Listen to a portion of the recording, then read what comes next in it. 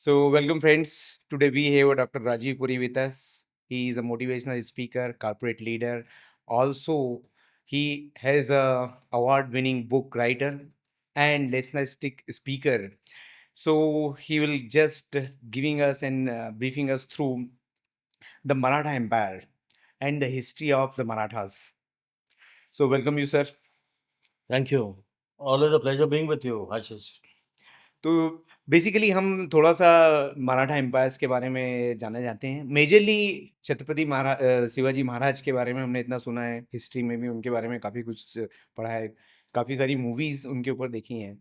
तो एक्चुअली छत्रपति महाराज का क्या बोलना चाहिए कि जो उनकी अपब्रिंगिंग हुई या कहाँ से उनका ये थॉट और इतना स्ट्रॉन्ग लीडरशिप क्वालिटी जनरेट हुई और कौन-सी ऐसी अच्छी क्वालिटीज़ थी जिनको स्टिल लोगों को अडॉप्ट करना चाहिए या जिन लीडरशिप क्वालिटीज़ की वजह से जो उन्होंने इतना पावरफुल बैटल रन किया है अगेंस्ट द आप बोल सकते हो कि औरंगजेब के अगेंस्ट उन्होंने इतनी पावरफुल बैटल रन की है। Right, Ashish, a great inspiration, a great hero of India, Chhatrapati Shivaji Maharaj. Yes. A life of 50 years, 1630 to 1680, but the impact will remain. उसका असर आने वाले 500 साल और ज़्यादा वो रहेगा। करेक्ट। उनके बारे में मैं क्या बोलूँ? वो तो मैं बोलना चाहूँगा माँ जीजा के दुलार से। हुँ, माँ जीजा के दुलार से, माँ भवानी की तलवार से, मुगलों के संघार से, शेर की हुंकार से, हिंदुत्व की ललकार से अगर कोई बनता है तो वो शेर शिवाजी महाराज बनते हैं। और उनका जो रूल था या उनकी जो विक्ट्रीज थी, उनकी अहमियत इतनी ज़्यादा कि 1674 में जब उनका कॉरोनेशन होता है रायगढ़ में, आप मानो कि वो चिंगारी, वो दौर था अंधेरे का हिंदुस्तान के लिए, पूरे हिंदुइज्म के लिए, सनातन के लिए। दिल्ली में लास्ट सनातन राजा है सनातन धर्म का, हिंदू राजा था पृथ्वीराज चौहान 1192, और ये 1674 अंधेरा, absolute complete total darkness of 482 years, 482 साल का अंधेरा। और उसके बाद वो चिंगारी हिंदुइज्म की जो उन्होंने लगाई, वो चिंगारी जो लगाई, आज वो मशाल बन रही है। और आज हम बतौर देश हम बनने जा रहे हैं एक वर्ल्ड पावर।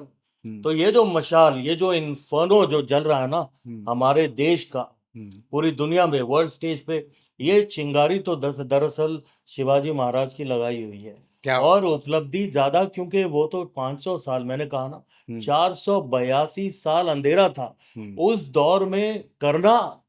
ऐसा सोचना भी लोगों को नामुमकिन लगता था कि हिंदू फिर से खड़े हो सकेंगे, लेकिन वो उन्होंने उस दौर में कर दिखाया। Correct, correct. और the man was before time, यानी उनकी स्ट्रैटेजीज, उनकी सोच कमाल थी। अभी आपको पता होगा ना, Israel has installed a statue, 100 feet की स्टैचू शिवाजी महाराज की लगा रहे हैं, अच्छा। Because they say that we want our people to gain inspiration. हम चाहते हैं कि प्रेरणा ले इस आदमी से। अब इजराइल आप जानते हैं ना, हर तरफ हॉस्टाइल इस्लामिक स्टेट्स, यानी उनका जो जन्म हुआ 47-48 में, उसी के ऊपर सवालिया निशान है, क्वेश्चन मार्क, क्योंकि बहुत सारी कंट्रीज वो उसे रिकग्नाइज ही नहीं करती, specially the neighbouring Islamic countries. तो वहाँ पे सर्वाइवल डेली का एक बहुत बड़ा इशू है। तो बोलते हैं हमारे लिए इंस्पिरेशन कौन है? जिस दौर में हिंदूज के लिए सर्वाइव करना हिंदुस्तान में नामुमकिन हो गया था, उस दौर में उन्होंने पहला हिंदू एम्पायर खड़ा किया। We want to gain inspiration. और इंस्पिरेशन तो अगर हम इंडिया की बात करें तो इंडिया के लिए मॉडर्न इंडिया मिलिट्री के लिए भी बहुत इंस्पिरेशन उनकी रही है। Yes, yes sir. एक्चुअली जो गुरिल्ला वार जो स्टार्ट हुआ था वो एक अलग स्ट्रेटेजी थी। इसके साथ में यदि उसके ऊपर आप थोड़ा डिटेल में कुछ बता पाएँ। इसके अलावा सिंहगढ़ का जो फोर्ट है उसके ऊपर एक बहुत अच्छी स्टोरी भी है, राइट? Right right right. तो सिंहगढ़ का तानाजी मालुसरे और उदयभान राठौड़, हुँ, जिसे कोंडाना कहा जाता था पहले, सिंहगढ़ नाम पढ़ने से पहले। करेक्ट। लेकिन आप उनकी सारी विक्ट्रीज, ये तो हमने सबने, ये मूवी जो आई है तानाजी अजय देवगन की, उसमें हमने देखा और पूरे भारत ने देखा, क्योंकि महाराष्ट्र में तो उनके बारे में फिर भी लोग जानते हैं, लेकिन प्रॉब्लम ये है कि इंडिया में लोग उनके बारे में नहीं जानते। हमारे इतिहास ने जस्टिस इंसाफ उनके साथ नहीं किया। एक पैराग्राफ या 2-3 लाइन के अंदर शिवाजी महाराज को कंप्लीटली कवर कर दिया जाता है। That has been the travesty That has been the tragedy, that has been the duplicity of our history books. हमारा इतिहास ऐसा रहा कि असली हीरोज को तो दबा दिया गया, छुपा दिया गया। Correct correct sir. और अगर आपने तो टोंडाना की बात कही, मैं उनकी स्ट्रेटजीज और उसका जो छाप हमें आज की इंडिया की मॉडर्न मिलिट्री में दिखाई देती है, हमारी विक्ट्रीज में। मैं आपको बता दूं, 10th of November 1659, the killing of Afzal Khan. Correct yes. ये तो हम जानते हैं कि अफजल खान 1 लाख की फौज लेके आया, इनके पास 6000 लोग थे। और वो, अगर हम फौज देखें, बहुत बड़ी फौज के पास हथियार बहुत बड़े थे, और वो आदमी भी बहुत बड़ा, 6 फुट 11.5 इंच का अफजल खान आदमी था। क्रोबार, मेटल क्रोबार को ऐसे वो बेंड कर देता, इतनी उसकी फिजिकल ताकत थी। तो फिजिकली भी कोई मैच नहीं था। शिवाजी महाराज 5 फुट 7 इंच के थे। ना फिजिकल मैच है, ना उनकी न्यूमेरिकल स्ट्रेंथ आर्मीज का मैच है। लेकिन उनकी स्ट्रैटेजी देखो ना, वो वहां पे गए, वाई से ऊपर प्रतापगढ़ में चले गए, और वहां पे उन्होंने ऐसा दिखाया उसको कि मैं आपसे और आपकी फौज, आपकी सेना से मैं घबरा गया, मैं डर गया। तो ऐसा करते हैं कि हम लोग मिलते हैं। उसने, अफजल खान ने कहा मिलते हैं, let us meet as friends. कहा ठीक है, मैं तो डर गया, एक काम करते हैं, बीच में, मैं आपकी बड़ी फौज से डरता हूँ, बीच में मिलते हैं। आप थोड़ा ऊपर आ जाओ वाई से, मैं प्रतापगढ़ से नीचे आ जाता हूँ, और हमारे साथ 2-2 लोग होंगे और कोई नहीं होगा, हम मिलते हैं। लेकिन look at the sharpness of the mind of that man. He said, Afzal Khan बोल तो रहा है दोस्ती में मिलते हैं, but we can not trust him. और वही अफजल खान ने किया, बोला आओ गले मिलते हैं शिवा। और गले मिलने के बहाने उसने क्या किया, उसने गला पकड़ लिया। बहुत ताकतवर आदमी था, और होश इनका जाने लगा, लेकिन तैयारी में थे। और जब होश जा रहा है, बेहोश हो रहे हैं, तो अफजल खान ने क्या किया, कटार यानी उन्होंने डैगर निकाला, पीठ में मार दिया। इन्होंने थिन चेन मेल आर्मर पहना हुआ था, थिन चेन मेल आर्मर, और वो डैगर उन्होंने 3 बार 4 बार स्लिप हुआ, नहीं लगा। और फिर ये तो एहसास हो गया मुझे मारने की कोशिश कर रहा है, तो ये दूसरी तैयारी थी। That means he had a plan be in place. इन्होंने क्या किया, इन्होंने टाइगर क्लॉज, वाघ नख, वो उन्होंने इंटेस्टाइन में घुसा दिया, और पूरी इंटेस्टाइन्स बाहर निकाल दी। और जिन्होंने हमेशा धोखा किया, वो चिल्लाने लग गए, धोखा धोखा। अफजल खान चिल्लाने लग गया, धोखा। और उस टाइम पे क्या हुआ, उसने मना किया था, लेकिन फिर भी उसने अपना तलवारबाज, जिसका हिंदुस्तान में मुकाबला नहीं था, सैयद बंदा, वो तैयार खड़ा था वहां पे, और वो लपका शिवाजी महाराज की तरफ, and he was very very fast. लेकिन वही तैयारी थी, बोलते हैं ना, प्रोएक्टिव माइंडसेट। और इन्होंने अपना अपना भी इन्होंने बॉडीगार्ड यहाँ पे रखा हुआ था, जीवा महला जिसका नाम था, वो रेडी था। और जब तक सैयद बंदा इनको मारने आता, उसका उठा हुआ हाथ जीवा महला ने उखाड़ के रख दिया, काट के रख दिया। ये मराठी कहावत बन गई, होता जीवा म्हणून वाचला शिवा। अब ये देखो, this is all his military genius, यानी he is able to read the enemy's mind. ये कौन कर सकता है? It is a very very sharp mind, जो बहुत तेज है। लेकिन अब इसका हमें कहाँ दिखाई देता है इसका असर? बोलते हैं ना, अब इजराइल उनकी मिलिट्री स्ट्रेटजीज की बात कर रहा है, इंडिया ने भी स्टडी करी। हमारा इतिहास नहीं बोलता, लेकिन हमारे मिलिट्री जनरल्स ने तो की है। Correct correct. पाकिस्तान के साथ लड़ाई हुई थी 1965, वहां के फील्ड मार्शल थे अयूब खान। बनाते तो कुछ नहीं है, गिफ्ट मिला अमेरिका से, पैटर्न टैंक्स, जिसका जवाब दुनिया में उस टाइम पे नहीं था, the best in the world. Gift मिला उन्होंने, और वो गिफ्ट मिला तो अयूब खान ने ऐलान कर दिया, बोला ये हिंदू तो लड़ना नहीं जानते। ही कैलकुलेटेड हिंदू मोराल। बोलते हैं 2 ब्लोज मारो हिंदुओं को और तुम्हारे पैरों पे गिर जाएंगे। ये कौम लड़ना नहीं जानती, डरपोक। ये उन्होंने ऐलान किया, ऑफिशियल ऐलान किया उन्होंने ये। और उन्होंने running on the back of his pattern tanks, he said कि मैं सुबह का नाश्ता जैसलमेर, और दोपहर का खाना जोधपुर, और शाम की चाय दिल्ली पार्लियामेंट हाउस में। ये क्या लड़ेंगे मेरे से? और फैक्ट है, हमारे पास क्या था उस टाइम पे, सेंचुरियन टैंक थे, World War II मॉडल्स, और दे वर ऑब्सोलीट, यानी आउटडेटेड। एक सेंचुरियन टैंक का वेट 4 टन 5 टन, और Patton tank M48 48 ton, M49 49 ton, M50 50 ton, और उनका रेंज इसका 100 मीटर भी नहीं था, उनका करीब करीब 1 किलोमीटर का रेंज था उनका। जो टॉप स्पीड थी 80 to 100 किलोमीटर पर आवर पे पैटर्न टैंक दौड़ सकता था। We were no match for them. तो इसलिए बोला, मैं तो अब हरा झंडा मैं लाल किले पे लहराऊंगा, ये अयूब खान ने बोल दिया। लेकिन उसने ऐलान राजस्थान का किया, और घुसा कहाँ पे? घुसा पंजाब में। पंजाब में घुसा कसूर में। कसूर से वो लोग गए फिरोजपुर की तरफ, और फिरोजपुर में कौन थे? लेफ्टिनेंट जनरल हरबख्श सिंह थे। हरबख्श थे, उनके साथ मेजर RR पुरी, और उनके पास क्या थे, 30 सेंचुरियन टैंक थे और फर्स्ट आर्मर्ड रेजिमेंट यानी 200 पैटर्न टैंक लेके निकले, राजस्थान बोला घुसे पंजाब में। हम्म, और जब तक वो फिरोजपुर में खड़े हैं बॉर्डर पे, हम्म, उन्हें पता भी नहीं चला और उनके 5 सेंचुरियन उड़ गए। कहाँ से उड़ रहे हैं पता नहीं, क्योंकि पैटर्न टैंक का रेंज इतना बड़ा है। हम्म, और उसके बाद जब उन्होंने देखा सामने पैटर्न टैंक है, 30 से मेरे 25 सेंचुरियन हो गए, तो Harbaksh was he did not know what to do because it is a complete regiment over there. There are 200 pattern tanks, 2000 soldiers which are coming towards him. Hmm, he knows मेरा कोई मुकाबला नहीं है, लेकिन बोलते हैं ना, he was a sharp student। तो उन्होंने क्या किया उस टाइम पे, उन्होंने बोला मैं पीछे हट जाता हूँ। he started retreating from Firozpur towards Amritsar. हम्म, और रास्ते में गन्ने के खेत आए, गन्ने के खेत आए, वहाँ पे रिट्रीट कर गए। और जो पाकिस्तानी टैंक्स थे, जिसमें एक यंग परवेज मुशर्रफ भी थे, सेकंड लेफ्टिनेंट, पंजाब के कैप्टन अमरिंदर सिंह भी उसमें थे अच्छा, उस इस लड़ाई के अंदर। हम्म, तो बोलते हैं वो पाकिस्तानी रेडियो पे बोल रहे हैं, अरे हिंदुस्तानियों क्या लड़ोगे, पीठ दिखा रहे हो, हम्म, भागो नहीं लड़ो। और वे बोलते हैं हिंदुस्तानी क्या लड़ोगे, फिर बोलने लगे हिंदुओं क्या लड़ोगे तुम, पीठ क्यों दिखा रहे हो। लेकिन स्ट्रैटेजी थी, दिखा दो, मैं घबरा गया। Harbaksh Singh was a student, may be he had studied. हमें रिफ्लेक्शन दिखता है अफजल खान को मारने की स्ट्रैटेजी में यहाँ पे। हम्म, वो गए अमृतसर की तरफ और रास्ते में गन्ने के खेत थे। पंजाब है, हम्म, गन्ना है, जैसे महाराष्ट्र और यूपी में होता है, हम्म, बड़ा बड़ा गन्ने का प्लांट होता है, इट इज टॉल। हम्म, गन्ने के खेत में स्प्रेड आउट हो गए और कौन सा formation, horse shoe. Horse shoe यानी बड़ा यू बना लिया उन्होंने। हम्म, और सेंचुरियन छोटा छोटा है, 4 टन का है, वो गन्ने में छुप गया। और यहाँ से पैटर्न टैंक्स लेके आ गए ये लोग हम्म, पीछे पीछे। और बोलने लगे, वहां से ब्रिगेडियर मोहम्मद नासिर थे, बोलने लगे हिंदुओं बाहर निकलो, कब तक छुपोगे, बाहर निकलो। और तब तक इन्होंने क्या किया, मेजर आर पुरी और एक उनकी टीम 7 लोगों का सुइसाइड स्क्वाड लिया। हम्म, इच्छोगिल कैनाल जो वहां से बहता है between both the Punjab, Indian and Pakistani, उसके गेट्स इन्होंने खोल दिए। सुइसाइड टीम गई और गेट खोल दिए उन्होंने। हम्म, वो बाहर से खड़े हैं, बोल रहे हैं हिंदुओं बाहर निकलो, क्या लड़ोगे तुम। हम्म, और इन्होंने गेट खोल दिया और पानी बहने लग गया गन्ने के खेतों के अंदर। वो तो आ गए वहां से, 2 लोग उसमें उसमें भी मारे गए, हम्म, लेकिन आ गए। और उसके बाद वो भी गन्ने के खेतों में टाइम बीता, वो टॉन्ट करते रहे, बाहर निकलो हिंदुस्तानियों, नहीं लड़ सकते तो। लेकिन हम्म, वक्त बीता और जब 2-2.5 घंटे बीत गए, तो ब्रिगेडियर मोहम्मद नासिर ने कहा, अरे तुम नहीं निकलोगे तो हम ही आते हैं, हम्म, तुम नहीं निकलोगे चूहो, हम आते हैं। और उन्होंने बोला मूव फायर।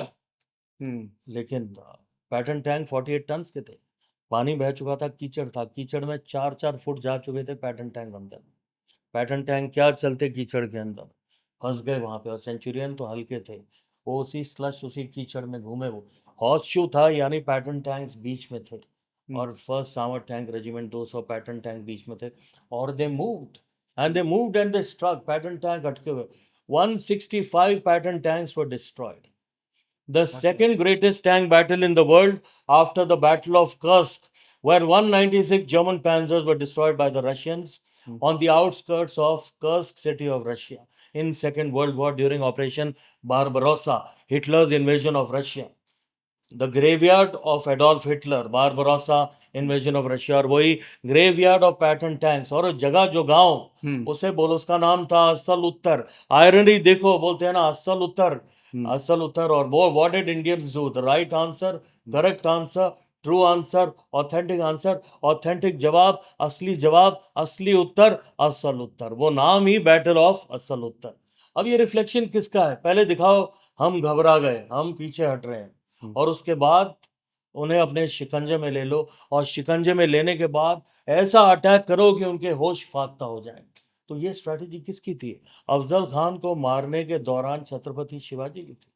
तो he is a military genius. Hmm, तो ये यही इजराइल आज बोल रहा है, वी वांट आवर पीपल, क्योंकि वो तो सिविलियंस को लेते हैं मिलिट्री सर्विस में। Hmm, it is compulsory, it is necessary, it is mandatory, it is imperative over there for every citizen to join the military. Hmm, बोलते हैं we want to gain inspiration from this great hmm, fact. तो ये reflections उनके military genius की तब और अब भी दिखाई देती हैं। लेकिन हैरानगी है कि ना छत्रपति शिवाजी के बारे में ज़्यादा बोला जाता है, हम्म, महाराष्ट्र के बाहर तो ना के बराबर। हम्म, और ना ही बैटल ऑफ असल उत्तर 1965। हम्म, अब वो दिल्ली पे क्या जाते हैं, 6 सितंबर हम लाहौर के दरवाजे पे थे। करेक्ट, करेक्ट, तो ये बातें हमें नहीं बताई गई। We should be proud of all these achievements and the inspiration, as you rightly said. वो प्रेरणा स्रोत कौन है, छत्रपति शिवाजी महाराज है। औरंगजेब के बाद भी काफ़ी सारा औरंगजेब के साथ में भी काफ़ी सारा उनकी फाइट काफ़ी लंबी चली और एक समय ऐसा आया कि औरंगजेब को शिफ्ट करके औरंगाबाद शिफ्ट करना पड़ा बिकॉज़ ऑफ शिवाजी ओनली। मतलब सिर्फ़ शिवाजी की वजह से औरंगजेब को यहाँ शिफ्ट करना पड़ा और आई गेस आई थिंक कि till the end Aurangzeb Aurangabad में ही थे। राइट, देखो 1630 टू 1680 हुँ, ये लाइफ स्पैन था शिवाजी महाराज का। 1680 ही पास्ट अवे, और उस वक्त औरंगजेब को लगा कि अब तो मैं इनको मराठास को मैं इस तरह से गले से पकड़ के खत्म क्रश कर कर दूं, दूँगा। नेस्तनाबूद कर दूं, आई विल क्रश दैम। तो वहां से वो निकला, उस वक्त आगरा से निकला और डेक्कन की तरफ आया। हुँ, और डेक्कन की तरफ उसने अपना कैपिटल, आज का संभाजी नगर जिसे औरंगाबाद बोला जाता है, वहां पे। हुँ, लेकिन उसको ऐसी रेजिस्टेंस मिली कि he couldn't finish off. In fact some of the worst times of his life hmm, happened after 1680, क्योंकि इसमें भी 3 फेजेस आ जाते हैं। हुँ, 1680 टू 1689 हुँ, शिवाजी महाराज के बेटे संभाजी महाराज, जिन्होंने उसकी नाक में दम करके रख दिया, हुँ, और उसका जो ट्रेजर है, हुँ, उनका जो खजाना है, बुरहानपुर में था, hmm, MP. Correct. MP Maharashtra border है दरअसल, वहां पे जो लूटा, वो बोलते हैं रीढ़ की हड्डी तोड़ दी थी उन्होंने औरंगजेब की। हुँ, और 1680 टू 89 संभाजी महाराज ने उनकी नाक में दम करके रखा था। लेकिन वही हुआ जो हमारे साथ अक्सर हुआ, हुँ, हमारे अपने लोगों ने हमें धोखा दिया, हुँ, और 1689 में संगमेश्वर में संभाजी महाराज पकड़े गए। वो तो अब हम सब जानते हैं, हुँ, वो तो मूवी आ चुकी है छावा, हुँ, जो विकी कौशल ने जो खूबसूरत अंदाज से वो रोल किरदार करेक्ट। निभाया। वो जो टॉर्चर हुआ, लेकिन संभाजी महाराज ने धर्म परिवर्तन नहीं किया। हुँ, संभाजी महाराज और बंदा बहादुर हुँ, 1716 में, हुँ, ऐसा टॉर्चर दुनिया के इतिहास में किसी का नहीं हुआ जैसा इन दो लोगों का हुआ। हुँ, वो कन्वर्ट नहीं हुए, 1689 में उनकी डेथ हुई। तो तब लगा औरंगजेब को अब मैं खत्म कर दूंगा, लेकिन फिर नहीं, क्योंकि उनका हाफ ब्रदर, हुँ, दूसरी शिवाजी महाराज की दूसरी वाइफ हुँ, का बेटा राजा राम, हुँ, और उन्होंने एस्केप कर लिया साउथ की तरफ, तमिलनाडु। हुँ, जिंजी फोर्ट तमिलनाडु में, उसे उन्होंने बोल्स्टर यानी उसको और उन्होंने ताकतवर बनाया, हुँ, उसको और शक्तिशाली बनाया, बुलंद बनाया। और वहां से उन्होंने अपना स्ट्रगल वहां से चलाया, तमिलनाडु से। और ये भी औरंगजेब को उन्होंने बहुत परेशान किया, और यहाँ पे जिसे बोला जाता है गुरिल्ला वॉरफेयर, हुँ, ये उन्होंने उसका इस्तेमाल किया, क्योंकि वो रायगढ़ से, महाराष्ट्र से निकल चुके थे। हुँ, लेकिन डेक्कन आते और इस तरह अटैक करते, अटैक करने के बाद हवा हो जाते, गायब हो जाते। धनाजी जादव और संताजी घोरपड़े, जो टेरर बन चुके थे मुगल आर्मीज के लिए, इतना भी उन्होंने औरंगजेब के कैंप में अटैक किया, औरंगजेब के टेंट की कैनपी उठा के ले गए। मैसेज ये था, अब की बार तो कैनपी ले जा रहे हैं, अगली बार तुम्हारा सर ले जाएंगे औरंगजेब। आलमगीर बोलते थे, औरंगजेब नहीं बोलते थे। औरंगजेब वॉज अ टाइटल, हुँ, नाम तो आलमगीर था। हमारा अच्छा। सर ले जाएंगे अब अगली बार, हुँ, आलमगीर, ये याद रखना। तो वो टेरराइज करते रहे 11 साल। हुँ, 1700 में ट्रेजिकली राजा राम की डेथ हो जाती है। अब उनकी डेथ हो जाती है तो क्या होता है, तब तक उनकी जो वाइफ है, उनकी विडो, जिनका नाम था ताराबाई, हुँ, वो इस स्ट्रगल को आगे लेके जाती है, और गुरिल्ला वॉरफेयर और बढ़ जाता है। और उसके बाद ये और आगे बढ़ने लगते हैं, क्योंकि तब तक इन्होंने टेरराइज करना शुरू कर दिया था मुगल आर्मी को। हुँ, औरंगजेब बहुत एजड हो चुके थे, बहुत बूढ़े हो चुके थे, और पूरे कंट्रोल में भी नहीं थे। हुँ, और इन्होंने नर्मदा क्रॉस करना शुरू किया, यानी एमपी, हुँ, और वहां पे भी फोर्ट्स लेने शुरू किए, महाराष्ट्र के फोर्ट्स लेने हुँ, उन्होंने शुरू किया। और 1707 में औरंगजेब की डेथ हो जाती है। He died a broken man, hmm, जो 1680 में 27 साल पहले आया था कि मैं 1 साल के अंदर मराठों को कुचल के रख दूंगा। हुँ, 27 साल हो गए और वो मर गया, और इसी दक्कन की जमीन में दफन हुआ। औरंगाबाद के पास में जगह है खुलताबाद, वहां पे हुँ, कब्र है। जो आपकी डिमांड है कि उस कब्र को ही खोल दिया जाए, हुँ, उसे ही उखाड़ दिया जाए, क्योंकि वो करेक्ट। आदमी इस लायक नहीं कि कोई वहां पे आए। हुँ, तो सो ये 1707 में हुआ, ही डाइड अ ब्रोकन मैन। और उसके बाद दरअसल जो गोल्डन ईरा मराठा एम्पायर का था, हुँ, वो उसके बाद में शुरू हुआ। तो उनका भी एक बहुत अच्छा हिस्ट्री और आप बोल सकते हैं कि एक लर्निंग उनसे आप काफ़ी सारा ले सकते हैं, संभाजी से यदि हम बात करें। राइट। आई गेस उन्होंने 40 कंसेक्यूटिव वॉर्स अ, जीते हैं और मतलब कंसेक्यूटिव 40 लड़ाइयाँ जीतना और उसके लिए स्ट्रैटेजी बनाना और उतना वो एक बहुत बड़ा अचीवमेंट है। आई गेस वो किसी भी हिस्ट्री की बुक में या आई डोंट थिंक सो कि महाराष्ट्र के बाहर किसी भी बच्चों को भी कहीं पे पता होगा। मतलब राइट, इतने बिल्कुल ठीक बोल रहे ब्रेव हैं आप। थे वो और इतना फाइट और आप बोल सकते हो कि मोर देन 40% इंडिया को उनने कैप्चर करके रखा हुआ था उस समय। राइट, ये देखो आप जो बात कर रहे हैं छत्रपति संभाजी महाराज, ये नंबर मतलब उतना एग्ज़ैक्ट नहीं है बट जस्ट मैं आप मेरे पास जो इन्फॉर्मेशन मैं है। मैं आपको बता रहा हूँ बिल्कुल ठीक। जिनके नंबर्स की आप बात कर रहे हैं वो 40 consecutive Wars hmm, undefeated, hmm. That was Peshwa Bajirao the first, अच्छा, जिनका बाजी रीच था 1720 से लेकर 1740 तक। ओके। 1700 में पैदा हुए थे, हुँ, 1720 20 साल की उम्र में पेशवा बने, हुँ, और 40 1740 तक 40 साल तक हुँ, कोई उन्होंने लड़ाई हारी नहीं। 40 विक्ट्रीज उनके नाम है। हुँ, उनका नाम ज़्यादा लिया नहीं जाता। Hmm. He was a great military general, यानी उनके बारे में बोला जाता है कि बड़े बड़े battles he converted the Maratha army into a lean mean winning machine, बोलते हैं ना। हुँ, और स्पीड, पेस, वेलोसिटी, गति, तेजी, रफ्तार, ये था बाजीराव द फर्स्ट का दूसरा नाम। अच्छा। And he converted the Marathas into the Mongols of South Asia. Mongol यानी आपने नाम सुना है ना, हुँ, मंगोल्स का। हुँ, हुँ। हमने चंगेज खान का नाम आपने सुना होगा, यस, राइट? यस। अब वो चंगेज खान और उसके बाद हलाकू खान, हुँ, उसका जो ग्रैंडसन था, पोता था। हुँ, मंगोल्स की ताकत थी, घोड़े पे ये लोग इतने किलोमीटर तय करते, और ये रहते, जिंदा रहते, they used to live on horses. Hmm, खाना वहां पे, पीना वहां पे, सोना वहां पे, यानी ये इतना डिस्टेंस कवर करते हैं कि कोई सोच भी नहीं सकता। और जब तक सामने वाला सोचता है तब तक ये दरवाजे पे होते। और इनके लड़ने का तरीका घोड़े के ऊपर भी अनोखा था। वहीं से आर्चरी साइड में आके नीचे जाके वो आर्चरी करते, तलवारबाजी के तरीके अलग थे। वही बाजीराव द फर्स्ट ने किया अपनी हुँ, फौजों के साथ, and they went down in posterity as the Mongols of South Asia.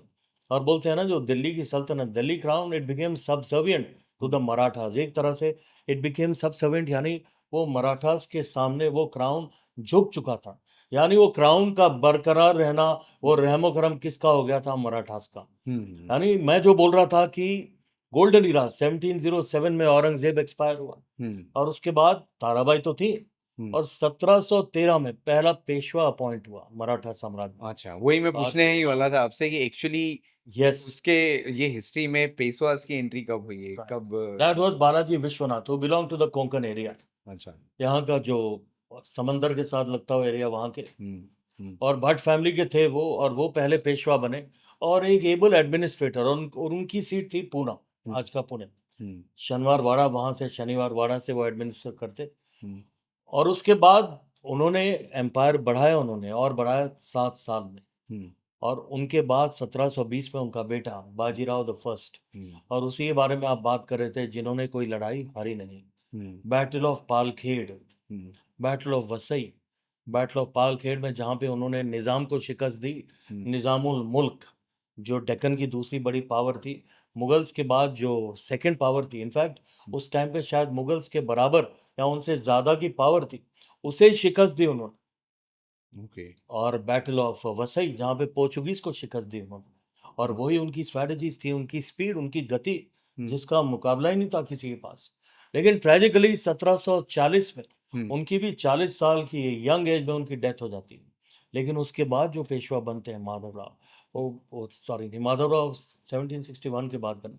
उसके बाद जो बने पेशवा, और ये इनकी जो गति रुकती नहीं है, और दी एम्पायर गोज ऑन एक्सपैंडिंग। यानी मराठा एम्पायर तांजावुर, तमिलनाडु, मैंने कहा जिंजी का फोर्ट, हुँ, वहां से लेके ईस्ट में कटक, हुँ, और कटक से लेके अटक, अटक यानी north west frontier province, Afghanistan का बॉर्डर। हुँ, ये था मराठा एम्पायर। यानी आज का अगर हम इंडिया लें, हुँ, तो पूरा करीब करीब 85% इंडिया ये मराठा एम्पायर बन चुका था हुँ, 1760 आते आते। ओह! ये हमें एक बहुत बड़ा झूठ हमारे इतिहास में, कि the British took India from the Mughals, नहीं, hmm, the 18th century belong to the Marathas. 1707 Aurangzeb के बाद हुँ, तो मुगल एम्पायर क्रैश हो गया, एक हुँ, तरह से क्रश हो गया। हुँ, उसमें कोई ताकत बची नहीं। The biggest power till 1818, 1818, hmm, third Anglo Maratha war, जब फाइनली अंग्रेजों ने मराठास को थर्ड एंग्लो मराठा वॉर में डिफीट किया, यानी 1707 टू 1818, हुँ, 107 साल इंडिया की सबसे बड़ी पावर मराठास थी। ये भी बोलना चाहूंगा कि दिल्ली के ऊपर एक और पावर थी, अंग्रेज जिसको हाथ नहीं लगा सके, वो थे महाराजा रंजीत सिंह। अच्छा। 1799 में महाराजा रंजीत सिंह ने हम्म। अपना एम्पायर एस्टैब्लिश किया, लेकिन वो कहाँ से थे? लाहौर से। ओके। लाहौर से मथुरा और मथुरा से तिब्बत, ये महाराजा रंजीत सिंह का एम्पायर था। और अफगानिस्तान भी पूरा उनके कब्जे में था। 1799 टू 1839 उनका राज था। उनकी डेथ होती है 1839 में। और फिर अंग्रेजों ने वही किया जिसमें वो माहिर थे। उनके कोर्ट, उनके दरबार, उनकी फैमिली में उन्होंने फूट डाल दी, और इसलिए आपसी फूट। और 1839 टू 1849 तीन एंग्लो सिख वॉर्स, और 1849 में सिख एम्पायर भी कोलैप्स हो गया।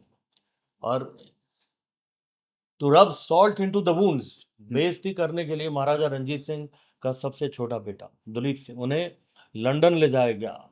वहां पे उन्हें क्रिश्चियन बनाया गया, कोहिनूर का हीरा उठा के ले गए। तो अंग्रेजों ने भी कोई कसर नहीं छोड़ी हमारी जिल्लत हमारे ऊपर डालने में।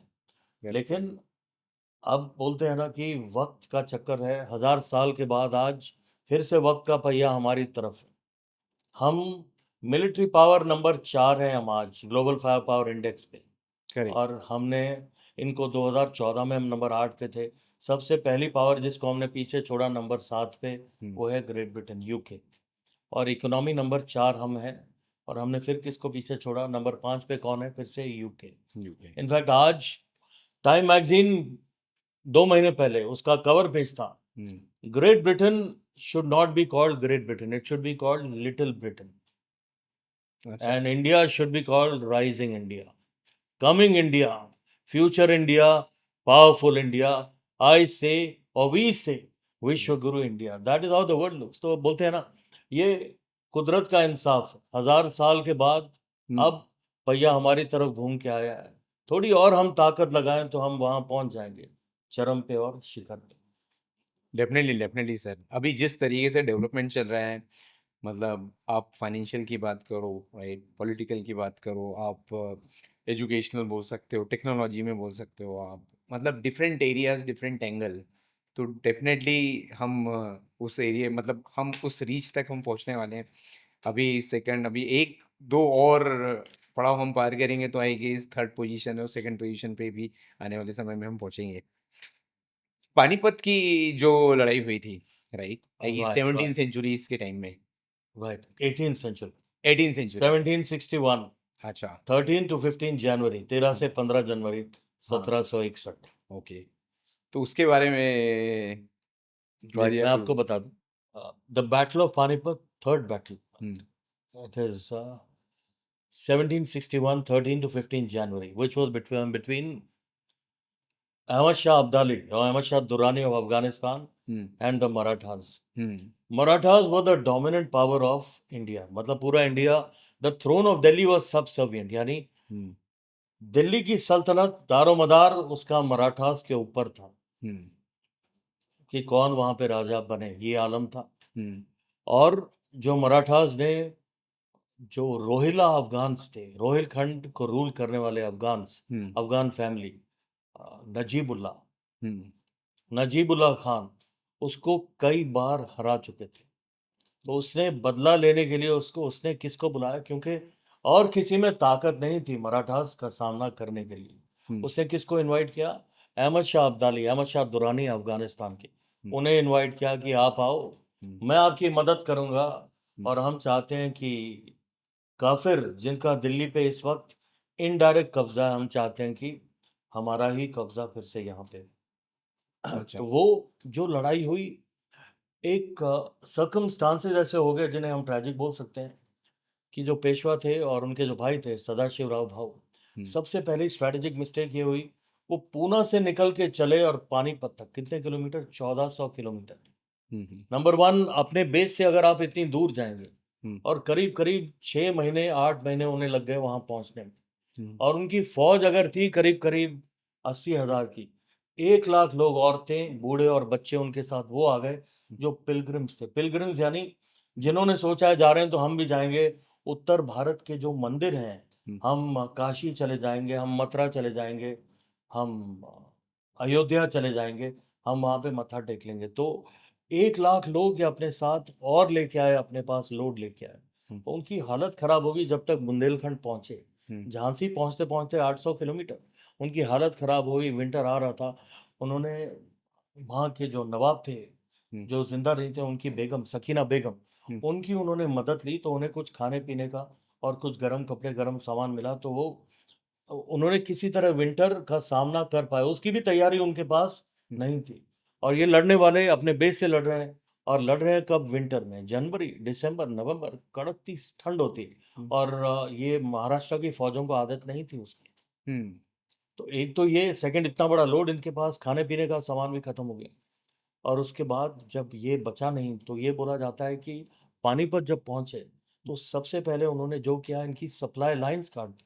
हम्म, क्योंकि फिर से बात, एक विलियम विलियम डैलरिम्पल की किताब है, एनार्की। हम्म, ये ब्रिटिश रूल कैसे इंडिया में स्थापित हुआ, हम्म, हर लड़ाई उनकी उन्होंने डिटेल में डिस्क्राइब करी है। लिखने वाले विलियम डैलरिम्पल, वो खुद एक इंग्लिश मैन। हम्म, और उन्होंने लिखा कि यहाँ पे ऐसा हाल हो गया कि जो अहमद शाह अब्दाली है, उन्होंने मराठास की सप्लाई लाइन्स तो पीछे से काट दी उन्होंने। हम्म, लेकिन ये लोग नहीं काट पाए उनकी सप्लाई लाइंस, क्योंकि उनके पास नजीब रोहिल्लास का पूरा सपोर्ट था।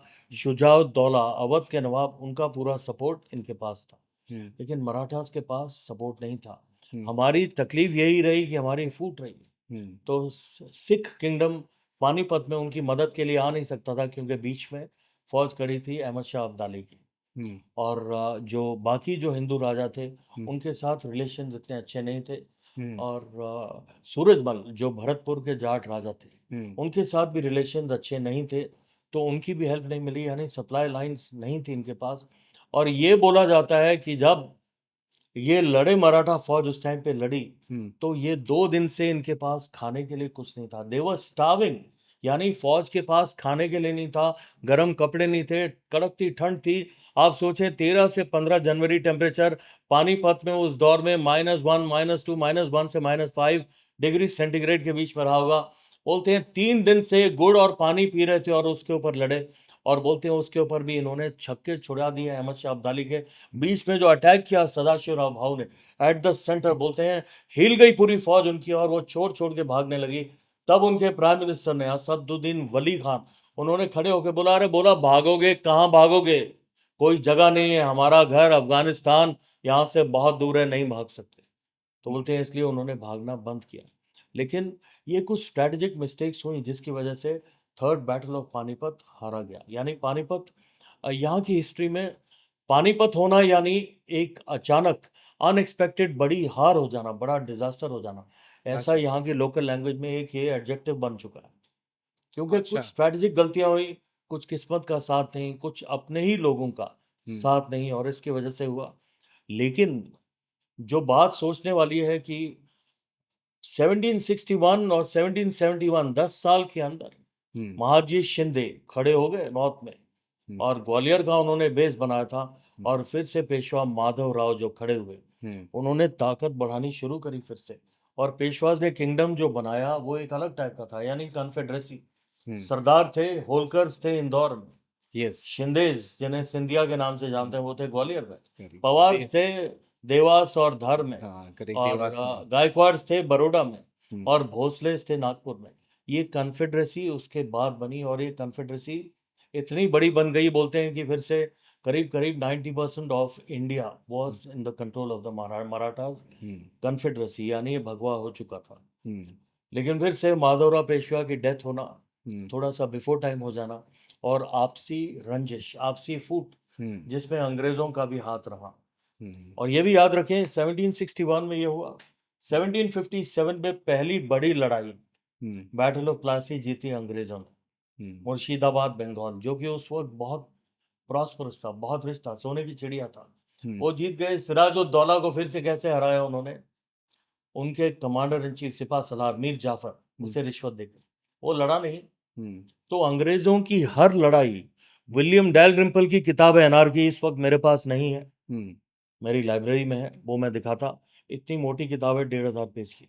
लेकिन हर लड़ाई, every victory of the British hmm, was not straight, it was not by bravery, it was not by gallantry, it was not by being valiant, it was all by lies, fraud, conceit, deceit, trickery, bribery, forgery, perfidy and subterfuge यानी धूख, झूठ, धोखा, फरेब, मक्कारी, रिश्वत, इसी से हर लड़ाई जीती।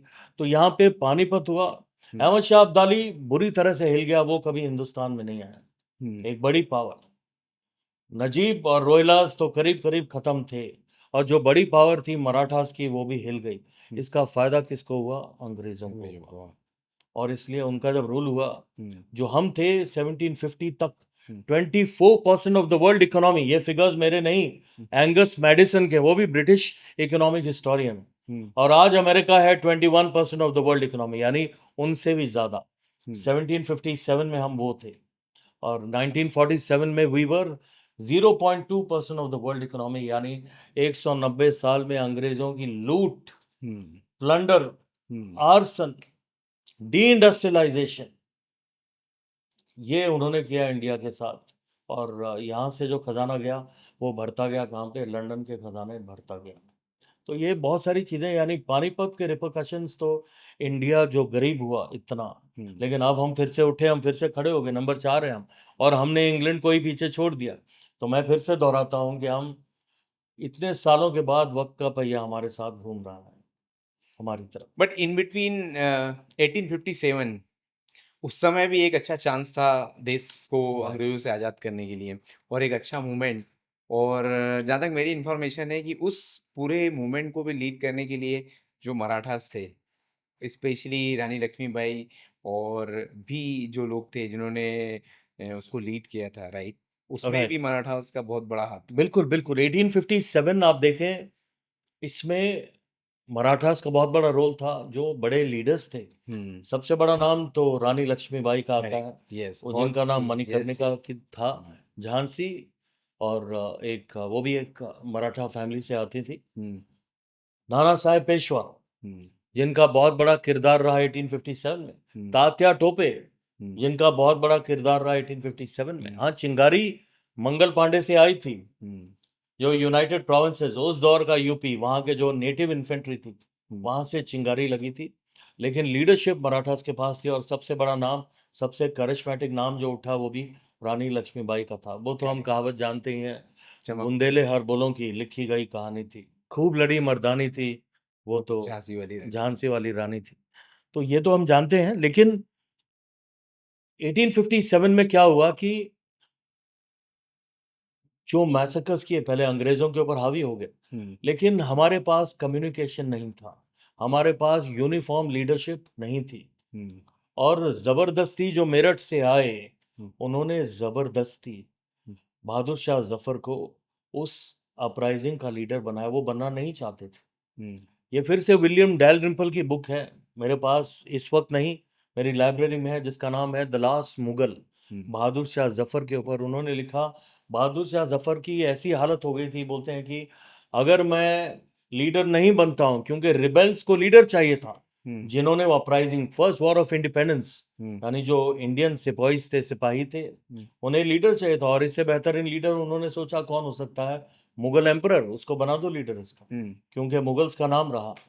लेकिन वो बनना नहीं चाहता था, उसकी ताकत भी नहीं थी बहादुर शाह जफर की।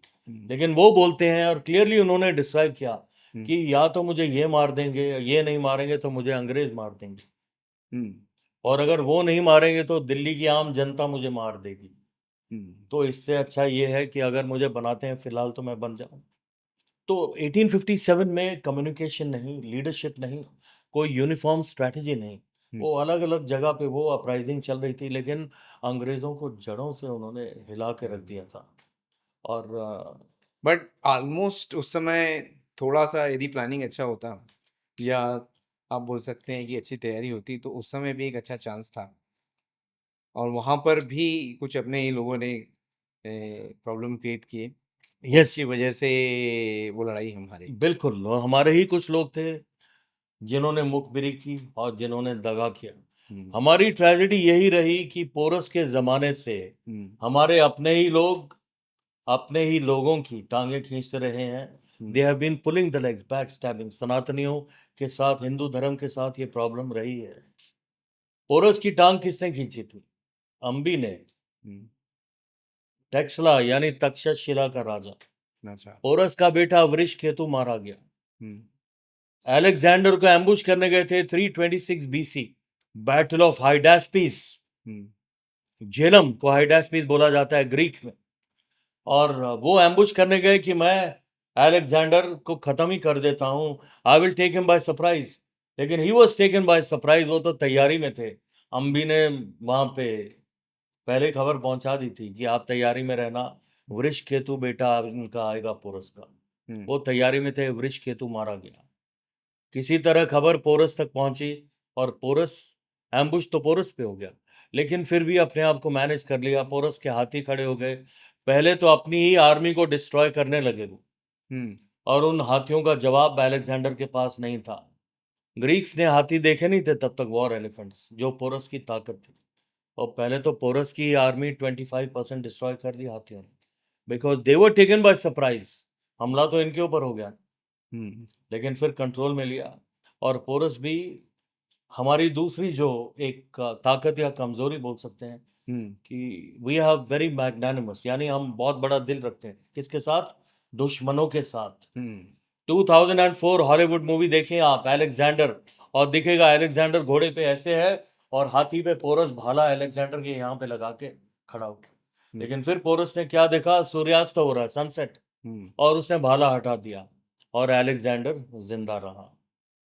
अच्छा। लेकिन ये भी हमारे इतिहास में शायद सच्ची बात नहीं बोली गई कि पोरस हार गया और अलेक्जेंडर ने पूछा कैसा सुलूक किया जाए।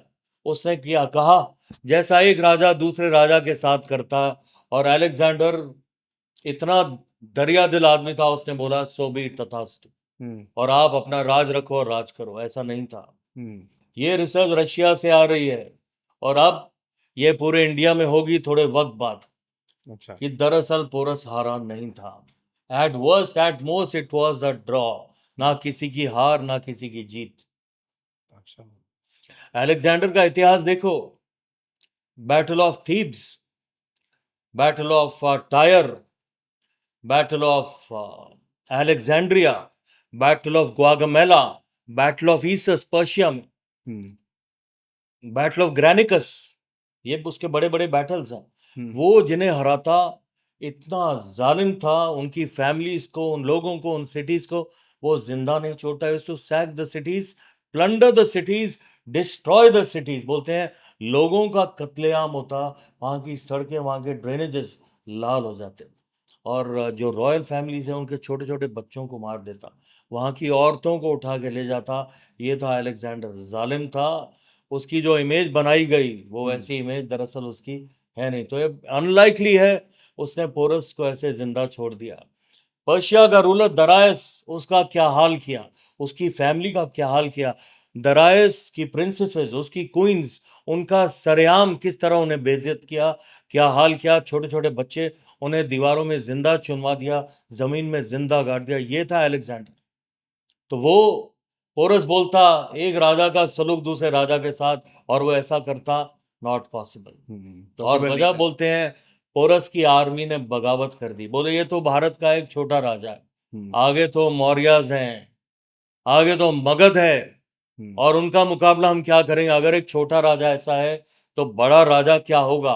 रूमर सर्कुलेट हो रहे थे, ये तो छोटा राजा, आगे तो 10-10 फुट के सिपाही हैं। क्योंकि आप जानते हैं अलेक्जेंडर भी 5 फुट 7 इंच का था।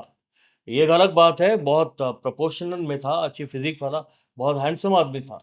लेकिन जब वो पोरस के सामने खड़ा होता, पोरस 6 फुट 7 इंच का जायंट था। उसी तरह जैसे अकबर 5 फुट 7 इंच का और महाराणा प्रताप 6 फुट 7 इंच के। तो जब उन्हें बोला गया अलेक्जेंडर की फौज को ये तो एक छोटा राजा है, आगे 10-10 फुट के सिपाही मिलेंगे, तो उन्होंने बगावत कर दी। बोला नहीं, हमें छोड़े हुए हमें कई साल हो गए, हमने ग्रीस छोड़ दिया, मैसेडोनिया छोड़ दिया, अब हम आगे जहाँ मौत पक्की है हम वहाँ नहीं बढ़ेंगे। बहादुरी का मौका तो हो, जहाँ पे मौत पक्की है वहाँ पे हम नहीं बढ़ेंगे। तो ये वजह थी, बहुत सारी वजहें थी कि वो जीते नहीं और उनकी फौज, अलेक्जेंडर की फौज ने बगावत कर दी। तो ये बहुत सारी बातें हैं जो एक तरह से कनेक्टेड, इंटरकनेक्टेड है आशीष। सो रानी लक्ष्मीबाई के बारे में थोड़ा कुछ बताइए। देखिए, ये इसलिए मैं ये बात कर रहा हूँ कि आज की डेट में हम वुमेन सिक्योरिटी के ऊपर बात करते हैं। लोग बोलते हैं कि नहीं यार, उतना सिक्योरिटी मिलना चाहिए लेडी को।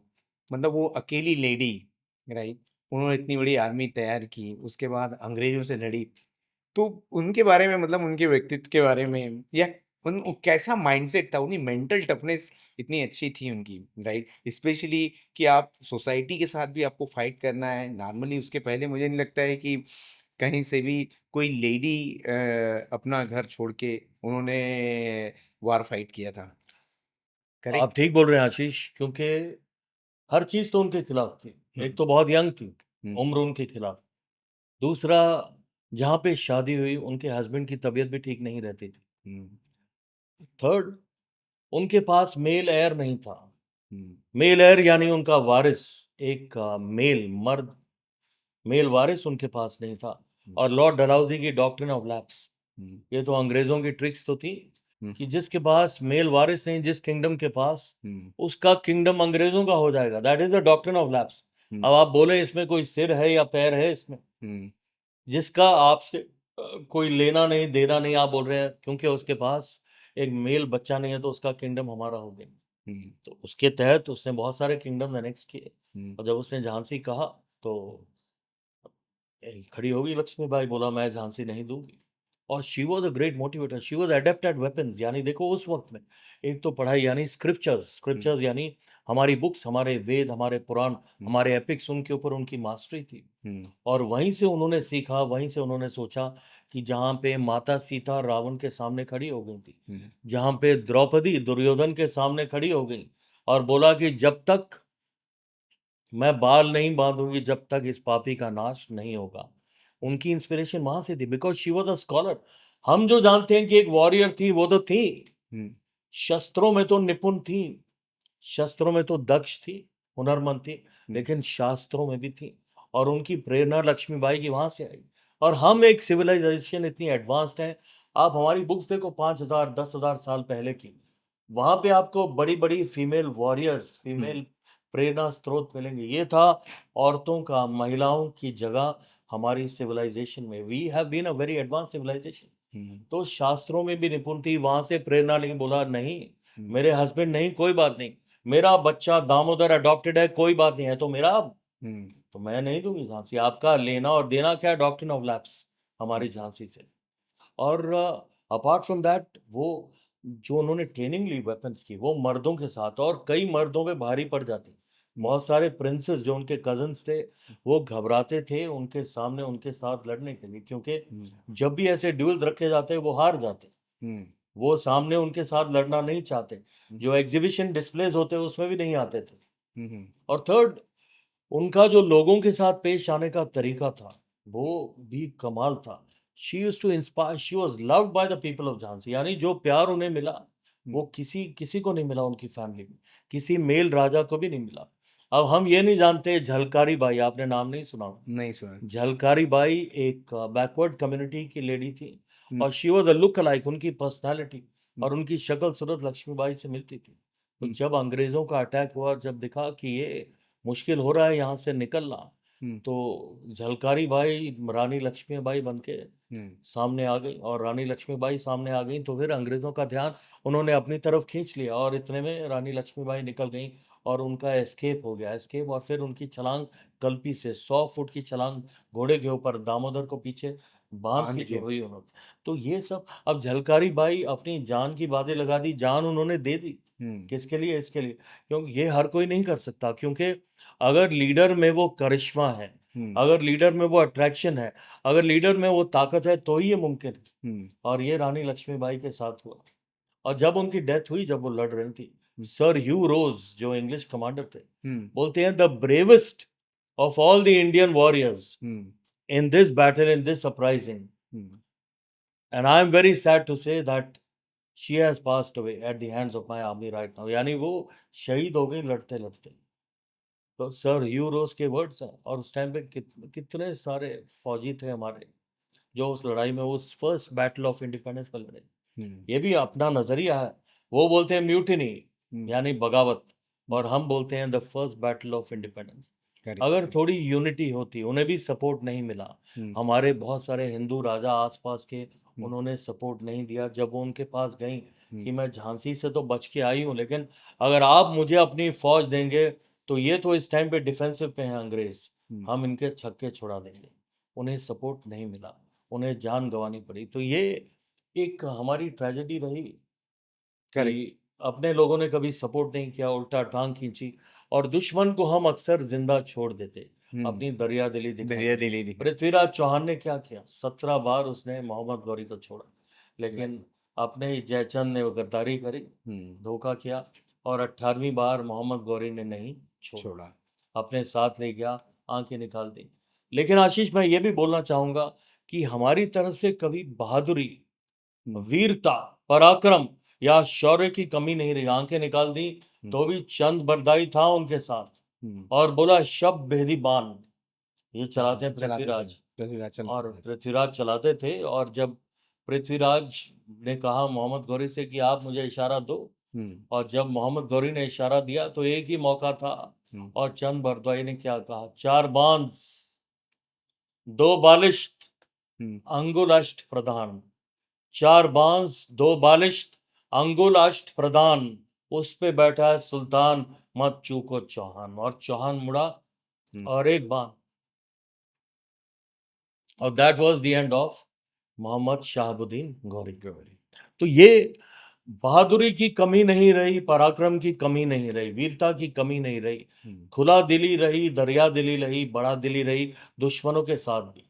लेकिन अपने ही लोगों ने धोखा दिया, और ये जो बड़ा दिली रही, दरिया दिली रही, दया जो रही, हुँ। इसकी वजह से भी कई बार हमें हमें बहुत सारा हमें नुकसान इसकी उठाना पड़ा। कीमत चुकानी पड़ी। तो उनकी रानी लक्ष्मीबाई की बोलना चाहिए कि ओवरऑल जो हिस्ट्री रही, उससे आपको क्या लगता है मतलब आजकल की जो जनरेशन है, स्पेशली वुमन एम्पावरमेंट की बात करते हैं हम, तो उनको क्या सीख लेनी चाहिए? मतलब लीडरशिप की इतनी अच्छी क्वालिटी थी, इतनी ब्रेव थी वो। इसके अलावा उन्होंने जो पूरी एक आर्मी तैयार की, स्पेशली उनने उनकी आर्मी भी उसमें भी काफ़ी सारे लेडी बॉयज़ फीमेल्स थे, थे, राइट फीमेल्स थे। राइट राइट राइट तो राइट। उनको मोटिवेट करना और उस समय का जो सिविलाइजेशन था, उस समय की जो कम्युनिटी थी, उस समय वुमेन वॉरियर्स कम होते थे। तो लोगों को कन्विंस कराना, फिर उसके बाद उनको इतना मोटिवेट करना, फिर तैयार करना, तो ये एक पूरा एक बहुत बड़ा मेंटल और आप बोल सकते हो कि साइकोलॉजिकल और आपको अलग-अलग तरीके से ऐसा नहीं है कि सिर्फ़ ब्रेवरी से ही ये सारी चीज़ें जीती जा सकती थी। बट आपको अलग-अलग एंगल से लोगों को कन्विंस करना एक पूरी एक आर्मी रेडी करना, तो उसमें काफ़ी एफर्ट लगता है। तो राइट। इसके ऊपर आपको क्या कहना है? देखो, लीडरशिप की क्वालिटीज तो सारी थी रानी लक्ष्मीबाई में। करेक्ट, भाई, यस। वुमेन एम्पावरमेंट हम बोले तो अक्सर उसका गलत मतलब लिया जाता। हुँ, वुमेन एम्पावरमेंट वो सामने खड़ी थी, एक जीती जागती मिसाल और उदाहरण। हुँ, शास्त्रों के ऊपर उनका कमांड था, हुँ, शस्त्रों के ऊपर उनका कमांड था, लोगों का प्यार उन्हें मिलता। करेक्ट, जब वो बोलती तो लोग बोलते हमारे रोंगटे खड़े हो जाते हैं, इतनी अच्छी पब्लिक स्पीकर वो थी। हुँ, बच्चे से प्यार उनका था, हुँ, जो अडॉप्टेड बच्चे को साथ उन्होंने उसका भी साथ नहीं छोड़ा। हुँ, बोला अडॉप्टेड है तो क्या हुआ, हुँ, मुझे अपनी जान से भी प्यारा है। करेक्ट, हस्बैंड जिसे बोला जाता है लॉयल्टी, हुँ, वो उनकी तबीयत ठीक नहीं थी, उसके बावजूद हुँ, वो हस्बैंड के सामने एक ढाल बन के वो हमेशा खड़ी रही। हुँ, तो इसे हम बोलते हैं वुमेन एम्पावरमेंट की लीडरशिप पोजीशन लेना, हुँ, लेकिन अपनी वैल्यूज को नहीं भूलना। हुँ, कई बार करेक्ट, वुमेन एम्पावरमेंट में उसका गलत मतलब भी लिया जाता है कि एजुकेशन का मतलब हम उसके बाद मेल्स की इंसल्ट कर दें, हुँ, या उसके बाद हम शराब पीने लग जाएं या सिगरेट पीने लग जाएं। तो रानी लक्ष्मीबाई ने दिखाया कि females can be as powerful, in fact can be even more powerful than than men, men yes, yes, आदमियों से ज़्यादा शक्तिशाली और ताकतवर हो सकती हैं। लेकिन उसके साथ साथ अपने संस्कार, अपनी धरोहर को भूला ना जाए। तो करेक्ट, दरअसल असली वुमेन एम्पावरमेंट तो उन्होंने दिखा दी। और करेक्ट, सुभाष चंद्र बोस ने जब इंडियन नेशनल आर्मी बनाई हुँ, तो उसमें उन्होंने रानी लक्ष्मीबाई रेजिमेंट रखी। हुँ, और वो उन्होंने कहाँ से ली इंस्पिरेशन? रानी लक्ष्मीबाई से। क्योंकि रानी लक्ष्मीबाई की उनकी एक फीमेल रेजिमेंट थी जो अंग्रेजों के खिलाफ लड़ी, लड़ी, करेक्ट, करेक्ट, यस, जिसकी झलकारी बाई जिसकी लीडर थी, जिन्होंने जान कुर्बान करी रानी लक्ष्मीबाई के लिए। हुँ, उसी तरह सुभाष चंद्र बोस ने कहा आज़ाद हिंद फौज में भी एक हमारी फीमेल रेजिमेंट होगी, और हमारी इंस्पिरेशन कौन है? रानी लक्ष्मी।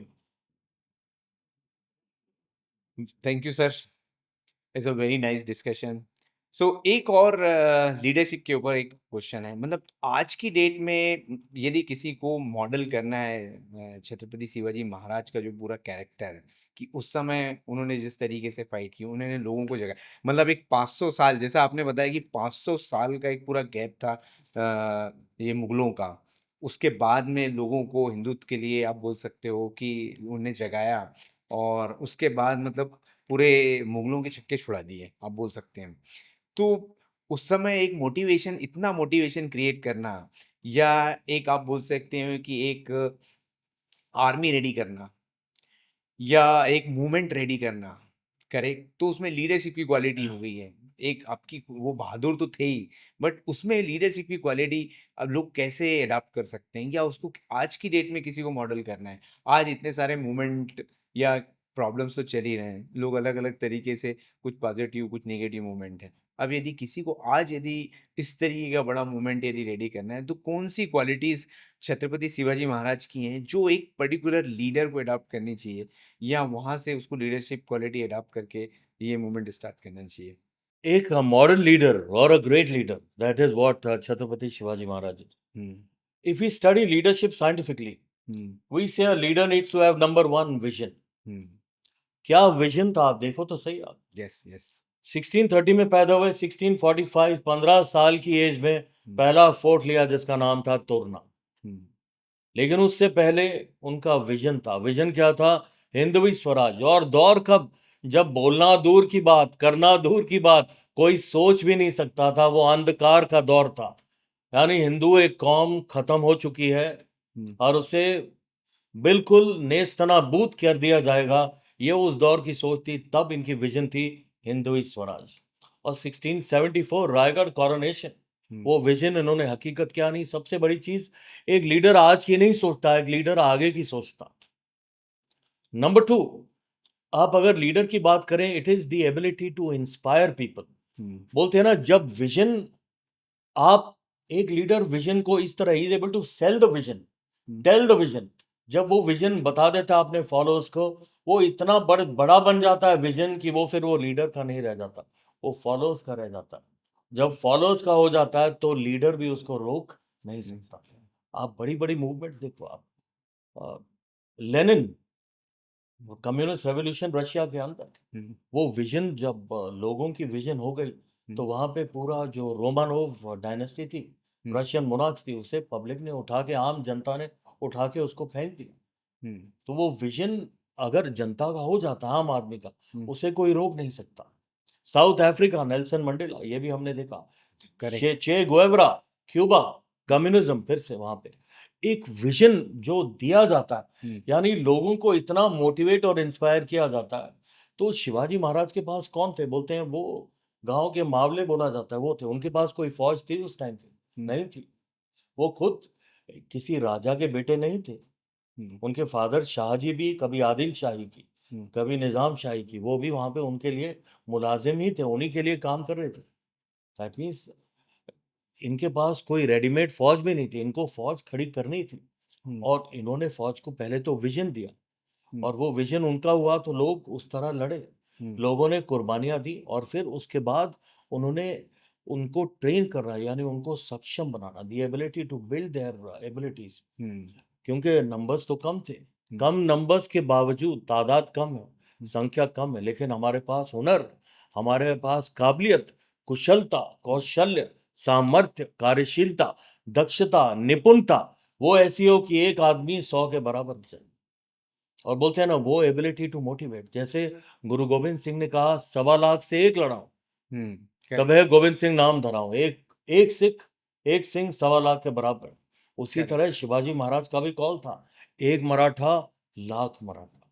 तो हाँ, ये एबिलिटी टू इंस्पायर, और ये बात बोली जाती है, और बहुत अच्छा है, it has been brought to light. Hmm, Tanaji movie में hmm, uh, correct, Tanaji Malusare, Ajay Devgan बोलते हैं, एक मराठा याद रखो, लाख मराठा. हमारे पास संख्या कम है, लेकिन हम एक एक लाख के बराबर हैं. बराबर है। लेकिन वो बोलने से नहीं होता, वो ट्रेनिंग दी जाती है, they have to become adept. उसी तरह की ट्रेनिंग दी गई ताकि एक आदमी 1 लाख नहीं 100 के बराबर तो हो ही गया। और वो हमने देखा छोटी फौजों के साथ बड़ी बड़ी विक्ट्रीज उन्होंने हासिल करी। Correct, correct. तो वही, ये है the ability to inspire, motivate, the क्योंकि एबिलिटी बहुत टू सारे लोग तो ट्रेन। सरेंडर हो जाते हैं। हाँ, मतलब जैसे ही ये सिचुएशन हो गई, लोग सरेंडर हो जाते हैं, उसके बाद होप चले जाती है। उस समय भी जब एकदम डाउन सिचुएशन में भी आप पूरी टीम को कैसे मोटिवेट रख सकते हो? राइट। तो हम बोलते हैं ना the ability to motivate, energize the team. और हुँ, विजन पे स्टेडफास्ट रहना, विजन दी एनर्जी। हुँ, बोलते हैं ना जब 1971 में हुँ, इंदिरा गांधी ने 8 जुलाई 1971 में सैम मानेकशॉ से कहा, हुँ, जो वो अपनी बायोग्राफी में लिखते हैं सैम मानेकशॉ, हुँ, सोल्जरिंग डिग्निटी। उन्होंने कहा कि आप 9 जुलाई को घुसो आप ईस्ट पाकिस्तान में, हुँ, सबस या नियाजी को, जो बोलता है कि 1000 साल में इंडियंस ने एक जंग जीती नहीं और हमने हारी नहीं। हुँ, लेकिन सैम मानेकशॉ बोलते नहीं, मैंने उनसे कहा मैडम नहीं, मैं नहीं जाऊंगा।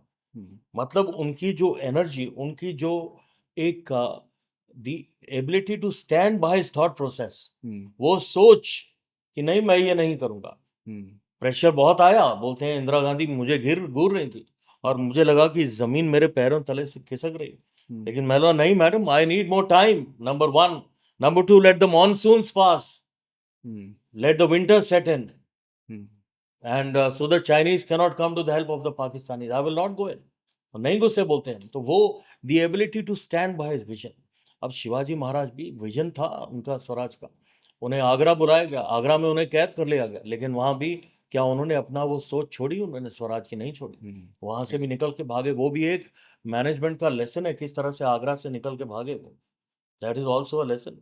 तो ये बहुत बड़ी बड़ी चीज़ें, जब उदयभान राठौड़ आया जब कुंडाना की तरफ, हुँ, तो कैसे उनके लिए उनका मोटिवेशन, लोग जान देने के लिए तैयार है। तानाजी मालुसरे खड़े हो गए, बोला जान की बाजी लगा दूंगा लेकिन हुँ, मैं ये फोर्ट लेके ही छोड़ूंगा। जब वो निकले थे, आदिल शाही की जब फौज उनके पीछे लगी और इनके पास 200-300 लोग थे और वो करीब 10,000 की फौज उनके पीछे, तो घोड़खिंड पास जब उन्होंने पास किया हुँ, तो वहाँ पे पता लग गया कि मुश्किल हो जाएगा, क्योंकि वो पीछे बहुत ज़्यादा लोग हैं, हुँ, निकलना पड़ेगा यहाँ से। तो इनका बंदा बाजी प्रभु देश पांडे खड़ा हो गया, बोला मैं रोकूंगा उनको, हुँ, और मैं एक मुट्ठी भर के साथ उनको मैं रोक लूंगा। और वही किया उसने, उन्हें करीब 5 घंटे रोका रखा, जान दे दी, लेकिन तब तक शिवाजी महाराज निकल गए। यानी ये लोग अपने राजा के लिए जान की बाजी कब लगा सकते हैं? जब वो इस तरह उनको मोटिवेट करता है, वो अटैचमेंट उनके अंदर होता है। होता है। तो घोड़खिंड पास जहाँ पे बाजी प्रभु देशपांडे ने जान दी, हुँ, उसका नाम उन्होंने रखा पावन खिंड। यानी अपने टीम मेंबर्स की इतनी इज्जत करना, उनकी कुर्बानी की। यानी ये नहीं कि मैं राजा हूँ तो बस हुँ, ये मैं एंटाइटल्ड हूँ। ऐसे भी हमें लीडर्स मिलते हैं हुँ, जो अपनी फैमिली की वजह से, अपने नाम की वजह से वो हुँ, राजा बन जाते हैं और वो बाकियों को कुछ समझते नहीं। लेकिन देखिए शिवाजी महाराज, उन्होंने घोड़खिंड पास का नाम रखा पावन खिंड। पावन यानी पवित्र हो गया ये पास इनके हुँ, खून से, और इतिहास याद रखेगा इस कुर्बानी को। तानाजी मालुसरे ने जान दी तो उन्होंने क्या कहा कि कोंडाना तो आ गया लेकिन मेरा शेर चला गया, चले गए, इसलिए करेक्ट। इसका नाम रखा गया सिंहगढ़। तो ये the ability to inspire, attachment with his people. और सबसे बड़ी बात है एथिक्स। हुँ, उनका कोड ऑफ कंडक्ट था शिवाजी महाराज का। कोड अच्छा, ऑफ कंडक्ट की कोई भी बुजुर्ग, बच्चे या औरत को हाथ नहीं लगाएगा, बेइज्जत नहीं करेगा। वो दौर था औरतों को उठा के ले जाना, औरतों को बेइज्जत करना, औरतों के साथ खिलवाड़ करना, औरतों की इज्जत के साथ सरेआम खुले बाजार में खेलना, ये तो नॉर्म था उस टाइम का। उस टाइम पे उन्होंने बोला था कि कोई हाथ नहीं लगाएगा। और ये डॉक्यूमेंटेड है कि एक कमांडर इन चीफ था आदिल शाही का, हुँ, जिसकी बहू हाथ में लग गई थी इनके आर्मी के, वो उठा के ले आए और उन्होंने खुश करने के लिए कहा महाराज ये तो आपके लिए भेंट है। हुँ, तो उन्होंने कहा नहीं, हम किसी की बहू बेटी को हाथ नहीं लगाते। और उन्होंने बोला ये इन्फॉर्म कर दो वहाँ पे, और बाइज्जत इस औरत को आप बॉर्डर पे छोड़ के आओ, उन्हें इन्फॉर्म कर दो, वो आके इसे ले जाएंगे। तो ये जो एथिक्स, कोड ऑफ कंडक्ट, आज टाटा ग्रुप क्यों इंडिया की और दुनिया की शान है? क्योंकि there is something called TCOC, hmm, Tata code of conduct. उसमें 20 क्लॉजेज हैं जो कोड ऑफ कंडक्ट बताते हैं टाटास का। और जो बुनियाद इतनी ज़बरदस्त है, इसलिए टाटा का एम्पायर इतना बड़ा, क्योंकि उसकी फाउंडेशन पीटर कैसी मैनेजमेंट गुरु हैं, वो बोलते हैं, उनकी बुक है hmm, the greatest company in the world, और मेरी लाइब्रेरी में यहाँ आज नहीं, क्योंकि मैं आपके पास एक और जगह से भागता हुआ आया हूँ। हम्म, वो बुक है the greatest company in the world, management गुरु है, और वो क्या बोलते हैं, द स्टोरी ऑफ टाटा। हम्म, और बोलते हैं फर्क बड़े बड़े बिजनेस एम्पायर्स और टाटा में क्या है, टाटा के पास है TCOC, which is the base, the bedrock, the foundation, जड़, बुनियाद, और उसका जो फाउंडेशन है, करेक्ट। नींव, वो है कोड ऑफ कंडक्ट। वो था शिवाजी महाराज के पास, वो उस दौर में। तो as a leader he was great, vision था, एनर्जी थी, एनर्जाइज, मोटिवेट करना, और एग्जीक्यूटर, क्या ब्रिलियंट एग्जीक्यूशन था उनका। उन्होंने जो शाइस्ते खान को मारा 6 अप्रैल 1663, हम्म, अपनी बचपन की नॉलेज जो उन्होंने यूज करी, और पूना में लाल महल में घुस गए, और घुस गए, उन्हें एग्जीक्यूशन था, बारात के साथ गए वहां पे। शाइस्ते खान ने त्राही त्राही मचा दी थी पूरे डेक्कन में, लेकिन वो घुस गए बारात के साथ, और वहां पे घुसे, और उनको पता था जहां शाइस्ते खान जाता वहां पे खड़े मिलते। बचपन वहां बीता था, हम्म, और उन्होंने वो नॉलेज यूज करी है, ब्रिलियंट एग्जीक्यूटर। हम्म, और शाइस्ते खान बोलता है, मैं जहां जाता हूं मुझे वो दिखते हैं, मैं करूं क्या। और जान बचाने के लिए जब भागने लगा तो उसकी उंगलियां काट दी। और मिर्जा अबू तालिब शाइस्ते खान नाम था। उसके बाद वो कहाँ गया 1663 के बाद, भाग गया, डर ऐसा, दहशत ऐसी, he went to Bengal, Dhaka चला गया। 1689 में डेथ हुई, 26 साल उसने कदम नहीं रखा यहाँ पे पश्चिम में। वो दहशत, brilliant executor. Admiral S M Nanda, the man who bomb Karachi, 4th of December 1971, biggest naval victory in 500 years, India के लिए नेवी डे। उनकी किताब है ऑटोबायोग्राफी, यहाँ नहीं मेरे पास, मेरी फेवरेट है, the man who bomb Karachi. उन्होंने बचपन की नॉलेज यूज करी, कराची पोर्ट जिसके अंदर घुस नहीं सकते शिप्स, हम्म, उन्होंने वहां पे छोटी छोटी missile boats, skull boats, INS Nipat, INS Nirbhay, INS Nirbhik घुसाई, और 80% पाकिस्तान की नेवी डिस्ट्रॉय कर दी कराची पोर्ट के अंदर, जब वो पार्टी कर रहे थे और सोच रहे थे इंडियन नेवी घुस ही नहीं सकती कराची में, क्योंकि पोर्ट इज नेचुरली प्रोटेक्टेड। हम्म, और ये इंस्पिरेशन कहां से, एग्जीक्यूशन का, ब्रिलियंट एग्जीक्यूशन। उनकी नेवी खत्म, उनकी रिफाइनरी जलती रही, $3 बिलियन का नुकसान हुआ, और हमारे 2 सेलर मारे गए। ये एग्जीक्यूशन कहां से इंस्पिरेशन आई, शिवाजी। 6 अप्रैल 1663, hmm, the chopping off Shaista Khan hands. बचपन की नॉलेज को यूज करो और मास्टर एग्जीक्यूशन करो। तो हर चीज लीडरशिप की, execution, energy, correct. Energise, training की एज, और विजन। तो Shivaji Maharaj V+4E as a leader, vision, energy, energise, motivate, execute, and ethics, सब तो थी। He was a great leader, much much ahead of his times. So आज के समय में यदि हम कम्युनिटी में यदि बात करें तो एक पर्टिकुलर पर्सन जो एक बहुत ही नॉर्मल ऑर्डिनरी परिवार से यदि आता है, मतलब he can also become a very solid and big leader, right? Right, right, तो एक अच्छा इंस्पिरेशन है, एक बहुत बड़े एग्जाम्पल है, रोल मॉडल रहे हैं, हमेशा से रहेंगे भी, आगे भी वो। तो मेजरली कोई भी एक पर्टिकुलर पर्सन, एक सामान्य परिवार से आने वाला बंदा, राइट, मतलब बगैर किसी सपोर्ट के, बगैर किसी फाइनेंशियल सपोर्ट के, बहुत बड़ा एजुकेशन सपोर्ट के, बगैर किसी आप बोल सकते हो कि अदर सिस्टम के, इसके अलावा इसके बाद भी उन्होंने इतना बड़ा एम्पायर सेटअप किया, इतनी बड़ी आर्मी सेटअप की शिवाजी ने, करेक्ट। राइट, राइट, आप बिल्कुल ठीक बोल रहे हैं। उस अंधकार में उठे, हम्म, और रोशनी की किरण हम्म, हम सब के लिए, वो करेक्ट। चिंगारी तो उन्होंने लगाई।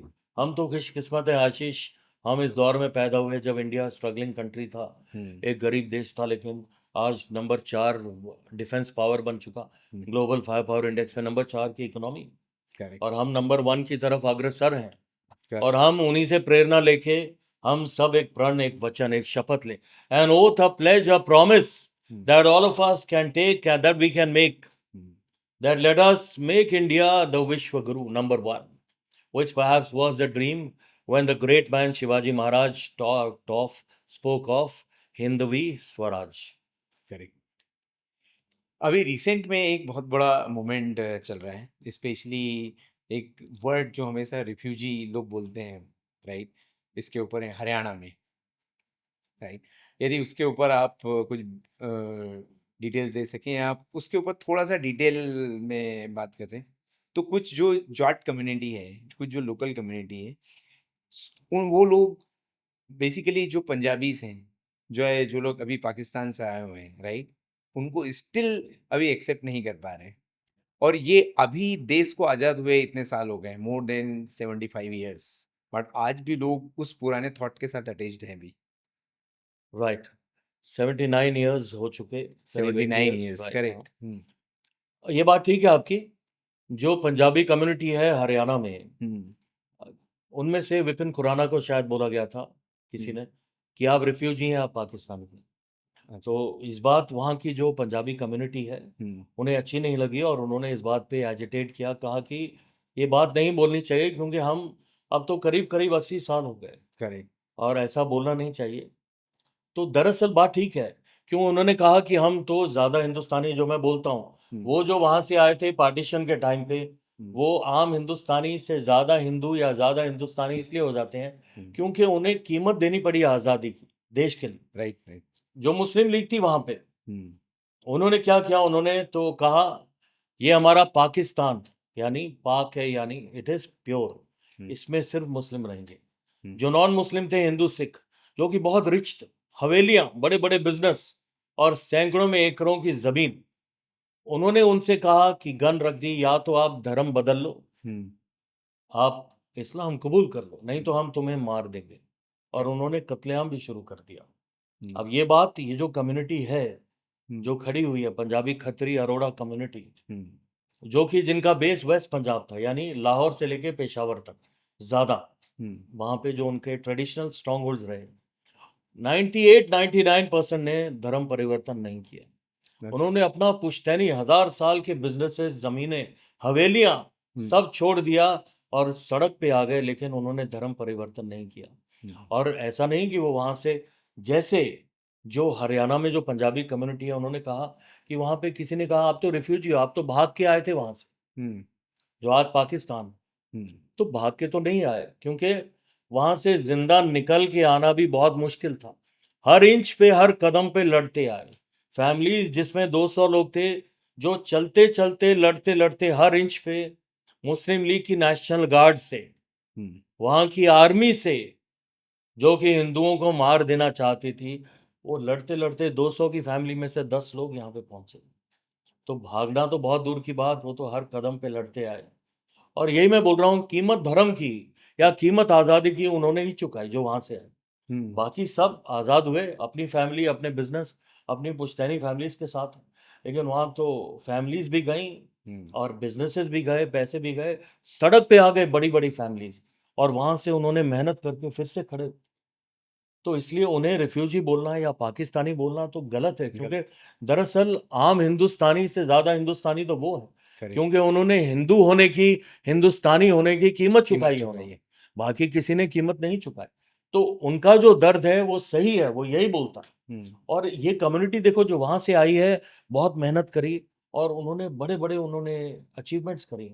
आप हर फील्ड में देख लो तो बड़े बड़े अचीवर्स वहाँ से। हम अगर साइंटिफिक फील्ड देखें तो इंडिया के Nobel prize winners Hargobind Khurana, Birbal Sahni, वो भी उसी पंजाबी खत्री अरोड़ा कम्युनिटी को बिलोंग करते हैं जो वहाँ से आई है। अगर हम स्पोर्ट्स की बात करें तो हमारे बड़े मैस्कट्स, बड़े stars all time, Kapil Dev, निखंज, उनकी फैमिली वहाँ से आई है। विराट कोहली की फैमिली वहाँ से आई है। उनके रूट्स, यानी उनके पेरेंट्स, ग्रैंड पेरेंट्स वहाँ से आए, जो आज पाकिस्तान है। अगर हम बिजनेस की बात कर लें तो भी हम देखें बड़े बड़े नाम, जो वर्ल्ड में नंबर 1 टू व्हीलर कंपनी है, that is the Munjals, Hero group, वो कहाँ से आए, वो वहाँ से आए हैं। वहाँ से आने के बाद उन्होंने बेस सेटअप किया, लाहौर से आए और लुधियाना में बेस सेटअप किया। महिंद्रा एंड महिंद्रा, हम जीप चलाते हैं, एसयूवीज चलाते हैं और हम गर्व करते हैं उनके ऊपर। M&M पहले मोहम्मद एंड महिंद्रा था लाहौर में, पार्टीशन हुआ तो मोहम्मद वहाँ पे रह गए और यहाँ पे महिंद्रा एंड महिंद्रा हो गए, वो भी वहाँ से हैं। बल्लारपुर इंडस्ट्रीज, थापड़ ग्रुप, वो वहाँ से है। एस्कॉट्स, इतना बड़ा ग्रुप इंडिया का, नंदाज, वो वहाँ से आई हुई फैमिली है। तो सोना ग्रुप, शेखर कपूर, जिनकी डेथ हुई, नॉट शेखर कपूर, संजय कपूर, जिनकी डेथ हुई, करिश्मा कपूर के हस्बैंड, जिनकी प्रॉपर्टी 30,000 करोड़ के पीछे फाइट चल रही, सोना ग्रुप, वो भी वहाँ से आई हुई फैमिली है। तो मैं ये बोल रहा हूँ कि जो वहाँ से आए, उन्होंने जीरो से स्टार्ट किया, बड़ी बड़ी मेहनत से खड़े हो गए। मैंने शेखर कपूर का नाम लिया, तो मैं बोल दूं फिल्म इंडस्ट्री जो है हम्म, वो डोमिनेटेड ही उन लोगों से है, उन पंजाबी खत्री फैमिली से है जो वाह उस एरिया से है जो पाकिस्तान में। कपूर फैमिली कहाँ को बिलोंग करती है? Right from Prithviraj Kapoor to Raj Kapoor to Shammi Kapoor to Shashi Kapoor to Raj Kapoor to Randhir Kapoor to now Ranbir Kapoor, hmm, they belong to Peshawar. Peshawar एक और बड़ा स्टार हमारा Vinod Khanna, born in 1946 October, Peshawar. Hmm, हमारे पहले सुपरस्टार राजेश खन्ना 29 दिसंबर 1942 पैदा हुए। आज रिकॉर्ड दिया जाता है अमृतसर, दरअसल वो अमृतसर बाद में शिफ्ट हुए, पैदा हुए बूरेवाला में। हम्म, उनके फादर हीरानंद खन्ना वहाँ पे हेडमास्टर थे स्कूल के। बूरेवाला जहाँ के वक्कार यूनुस बिलोंग करते हैं, उन्हें बूरेवाला बॉम्बर बोला जाता है वक्कार यूनुस को। तो बड़ी बड़ी फैमिली, सुनील दत्त, संजय दत्त, उनकी फैमिली झेलम डिस्ट्रिक्ट जो वहाँ पे है वहाँ हम्म, बिलोंग करती है। मनोज कुमार एबटाबाद, जिसकी फैमिली वहाँ को बिलोंग करती है। सुरेश ओबरॉय, हैंडसम पर्सनालिटी, क्या आवाज़ है, हम्म, उनकी फैमिली वहाँ से बिलोंग करती है। राज बब्बर, उनकी फैमिली आगरा में सेटल हुई। वहीं से वेस्ट पंजाब जो आज पाकिस्तान में है वहाँ से बिलोंग करती है। ये तो पहले के मैंने बोल दिए। करेक्ट बड़े करेक्ट बड़े नाम, बड़े बड़े स्टार, सारे स्टार सुपरस्टार आज के ले लो आप। आज के बड़े नाम कौन है? हम ले लें वरुण धवन, हम्म, अनिल धवन, डेविड धवन, उनकी करेक्ट फैमिलीज वहाँ से आई हुई। अगर हम ले सिद्धार्थ मल्होत्रा, बड़ा नाम, उनकी फैमिलीज वहाँ से आई हुई। ईशान खट्टर बहुत पॉपुलर हीरो है अभी, हम्म, उनकी फैमिलीज वहाँ से आई हुई। मतलब अगर मैं ओवरऑल इंडस्ट्री डेवलपमेंट में आइदर फिल्म इंडस्ट्री की बात करें या ओवरऑल आप किसी भी कारपोरेट में या इंडस्ट्री डेवलपमेंट की बात करें तो इंडियन ग्रोथ में इन लोगों का बहुत बड़ा हाथ रहा है। बहुत बड़ा हाथ रहा है। इनफैक्ट इंडियन डिफेंस हम्म, करीब 25 to 30% हमारे defence chiefs, Indian army, navy, air force, hmm, इस कम्युनिटी ने दी है इंडिया को। ओके तो आप ये सोचो कंट्रीब्यूशन देश के लिए बहुत बड़ा रहा है इस कम्युनिटी का। तो जाहिर सी बात है उन्हें अच्छा नहीं लगेगा अगर उन्हें पाकिस्तानी कहो, क्योंकि उस टाइम पे तो जब वो आए वो तो अखंड भारत था, भारत था। उस टाइम में तो करेक्ट पाकिस्तान नहीं था। करेक्ट और वो जो पंजाब के हिस्से से आए, कहाँ पे, जो एरिया है रावलपिंडी, हम्म, एरिया है सियालकोट, हम्म, जो एरिया है गुजरांवाला, जो एरिया है मुल्तान, जो एरिया है पेशावर के आसपास का एरिया, हम्म, वो एरिया तो पंजाब था। और वो पंजाब के एक एरिया से उठ के दूसरे एरिया में आ गए। हम्म, हरियाणा तो बना 1966 में है। करेक्ट आज करनाल में इन्हें बोला गया रिफ्यूजी और पाकिस्तानी, वो तो पंजाब का ही हिस्सा था। तो वो एक हिस्से से उठ के दूसरे हिस्से में चले गए। हम्म, तो जाहिर सी बात है, और उस टाइम पे कोई पाकिस्तान नहीं था, हम्म, उन्हें कोई पाकिस्तानी बोले उन्हें अच्छा नहीं लगेगा। और जिन्होंने देश के लिए इतना किया जिस कम्युनिटी में, हम्म, और जिसने कीमत चुकाई धर्म के लिए और देश के लिए, उन्हें तो अच्छा नहीं लगेगा। तो मैं सोचता हूँ डेफिनेटली ऐसा बोलना ठीक नहीं है। और बात यह है कि जो हरियाणा की बाकी कम्युनिटीज हैं हम्म, वो भी उनके साथ खड़ी हो गई हैं कि ऐसा बोलना गलत है। गलत है ऐसे आइडियली लोग, ऐसा बोलना लोकल गलत लोग हैं जो आते हैं और जो बोल रहे हैं कि ये लोग आए सड़क पे आए, लेकिन बिजनेस करना कैसे करते हैं, जीरो से स्ट्रगल करना, हम्म, बिजनेस करना, सक्सीड करना, अच्छा खाना पीना, अच्छा पहनना, ये तो इन्होंने हमें सिखाया है यहाँ पे आके। ऐसे भी बोल रहे हैं बाकी कम्युनिटीज के लोग हरियाणा में। लेकिन जो दर्द है वो कि किसी एक ने ऐसा क्यों बोल दिया। so thank you very much sir for giving your valuable time और it's a very powerful and valuable information जो अभी तक हमारे इतिहास के पन्नों में किसी भी किताबों में किसी को नहीं मिला है। Correct entire this Maratha empire या जो भी ये समय रहा है इसके बारे में हार्डली अब लोगों को मूवीज की वजह से लोगों को जानने को मिला है। अदरवाइज किसी बुक में इसका कोई डिटेल्ड आप बोल सकते हो कि पब्लिकेशंस कहीं भी नहीं है। So thank you very much. Thank you Ashish, always a pleasure being with you in your podcast. Thank thank you you so sir. much.